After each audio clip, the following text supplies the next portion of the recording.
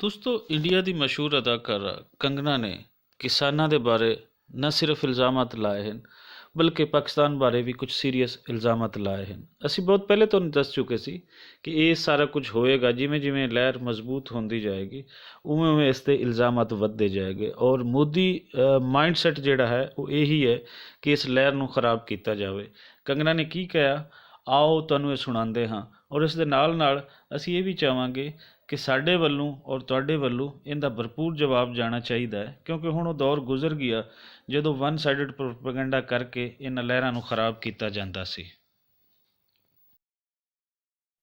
नमस्कार दोस्तों, मैंने वादा किया था कि जब किसान आंदोलन का पूरा भांडा फूट जाएगा जैसे शाहीन बाग का फूटा था तो मैं आप लोगों से इस बारे में बात करूंगी क्योंकि इन पिछले 10-12 दिनों में जिस तरह की emotional mental lynching online lynching मैंने फेस की है, रेप डेथ थ्रेट्स मैंने फेस किए हैं, तो ये मेरा हक बनता है कि मैं इस देश से कुछ सवाल करूं। अब जब प्रधानमंत्री जी ने किसी आशंका की कोई गुंजाइश ही नहीं छोड़ी है तो ये बात तो जाहिर है कि ये पॉलिटिकली मोटिवेटेड था ये पूरा आंदोलन और कहीं ना कहीं इसमें आतंकियों ने भी हिस्सा लेना शुरू कर दिया था। लेकिन मैं पंजाब में रही हूँ, मैं वहाँ पढ़ी हूँ, बड़ी हुई हूँ, मैं स्कूलिंग मैंने वहाँ की है अपनी और मैं जानती हूँ 99.9% जो पंजाब के लोग हैं वो खालिस्तान नहीं चाहते हैं, वो देश का टुकड़ा नहीं चाहते हैं। उनका पूरा देश है, अरुणाचल प्रदेश से महाराष्ट्र से दिल्ली से हिमाचल सब उनका है, तो उनको एक छोटा सा टुकड़ा नहीं चाहिए, वो देश प्रेमी है सब।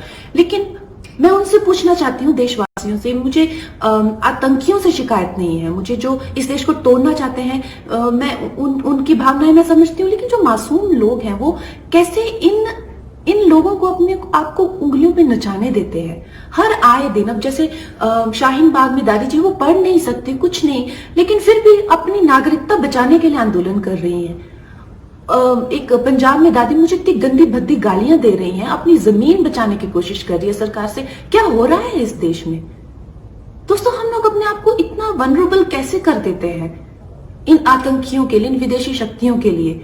मुझे आप लोगों से शिकायत है और मुझे ये शिकायत है कि मुझे हर दिन अपनी इंटेंशन बतानी पड़ती है कि जब कोई देशभक्त इंसान को इतनी चीजें उनको क्लैरिफाई करनी पड़ती। पर ये लोग दिलजीत दोसांझ हो गए या प्रियंका चोपड़ा जैसे लोग हो गए, इनसे इनकी इंटेंशन ये किस तरह की नीति कर रहे हैं? अगर मैं देश के हित में बात करती हूँ तो मुझे कहते हैं कि मैं राजनीति कर रही हूँ। इनसे भी तो पूछिए ना ये कौन सी नीति कर रहे हैं। उद्धव ठाकरे, तुमने मुझे कल अपने भाषण में गाली दी, नमक हराम कहा। इससे पहले भी सोनिया सेना के कई लोगों ने मुझे गंदी गालियां दी है, धमकाया है, मेरा जबड़ा तोड़ना या ओपनली मुझे मार देना या हरामखोर कहना, इस तरह की कई अभद्र गालियां इससे पहले भी मुझे सोनिया सेना ने दी है। लेकिन आप नहीं देखेंगे कि जो भी नारी सशक्तिकरण के जो ठेकेदार हैं उन्होंने कुछ नहीं कहा। उसी भाषण में आपने जो हिमालयज है, हिमाचल है जो कि मां पार्वती की जन्मभूमि है, उन्हें हिमाचल पुत्री कहा जाता है, लॉर्ड शिवा महादेव की कर्म भूमि है, आज भी कण कण में मां पार्वती और शिव यहाँ बसे हुए हैं, इसे देवभूमि कहा जाता है। इसके बारे में आपने इतनी ज्यादा तुच्छ बातें की हैं। एक चीफ मिनिस्टर होके आपने पूरी स्टेट को नीचे गिराया है क्योंकि आप सिर्फ एक लड़की से नाराज है और वो लड़की आपके बेटे की उम्र की है।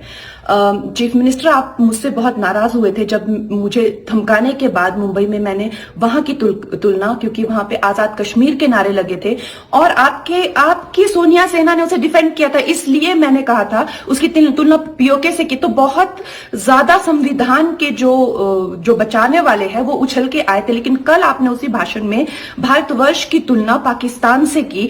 अब वो संविधान वाले नहीं आएंगे क्योंकि उनके मुंह में कोई पैसा नहीं ठूस रहा है। मैं बात कहना चाहती हूँ कि जितने भी देशभक्त लोग हैं उनका एक रवैया मैंने देखा है कि आपकी कोई सहायता नहीं करता है। वो ये कहते हैं कि अगर आप देशभक्ति के बारे में बात करते हैं, देश के कुछ करते हैं, तो आप कौन सा हम पे एहसान कर रहे हैं? आप खुद के लिए अपने लिए ये कर रहे हैं, अपने देश के लिए ये कर रहे हैं। वो कहते हैं हमारे पास ना पैसे हैं, ना हमें ठूसने आते हैं, ना हम खुद ही लेते हैं। लेकिन देश विद्रोह के लिए आपके मुंह में पैसे ठूसे जाते हैं। तो ये जो संविधान को बचाने वाले हैं, कल एक वर्किंग चीफ मिनिस्टर ने एक लड़की को सरेआम गाली दी, वो कुछ नहीं कहेंगे। Chief minister, what I want to tell you is कि सत्ताएं आती जाती हैं, आप सिर्फ एक गवर्नमेंट सर्वेंट है और महाराष्ट्र के लोग आपसे रेजोनेट नहीं करते हैं, वो आपसे खुश नहीं है। सत्ताएं आती जाती है, लेकिन जो इंसान एक बार सम्मान